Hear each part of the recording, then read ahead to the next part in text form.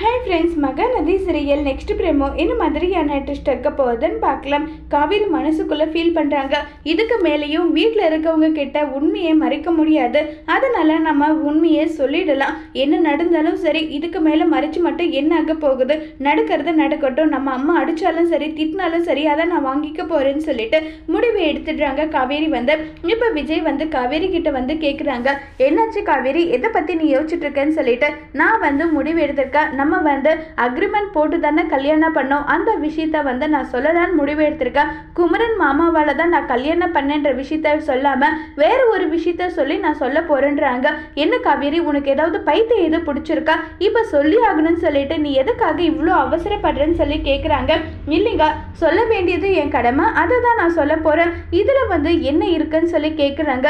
உனக்கு மூளை இருக்கா இல்லையா? உன்கிட்ட நான் சொன்னேன்னா அக்ரிமெண்ட் முடிய போகுது, அவ்வளோதான். நான் ஏதாவது உன்கிட்ட சொன்னேன்னா அப்படியெல்லாம் எதுவுமே சொல்லாத போது நீயாவே ஒரு முடிவு எடுத்த, நீயாவே ஒரு விஷயம் பண்ண எப்படி காவேரின்னு சொல்லி கேட்குறாங்க. அதுதான் நீங்கள் டைவர்ஸ் பேப்பரில் கையெழுத்தும் வாங்கிட்டீங்க, எல்லாமே பண்ணிட்டீங்க, அதுக்கப்புறமும் என்ன இருக்கு நல்லா சொல்லி கேட்குறாங்க. இதை கேட்ட காவேரி ரொம்பவே கோவப்பட விஜய் பயங்கர கோவமாக காவேரி கன்னத்திலே பலான்னு விடுறாங்க. என் வாழ்நாள் முழுக்க உன் கூட வாழணும்னு ஆசைப்படுறேன், நீ எதுக்காக இப்படி பண்ணுறேன்னு சொல்லிட்டு கோவப்படுறாங்க. அதோட இந்த பிரமுகம் முடிச்சிருக்காங்க.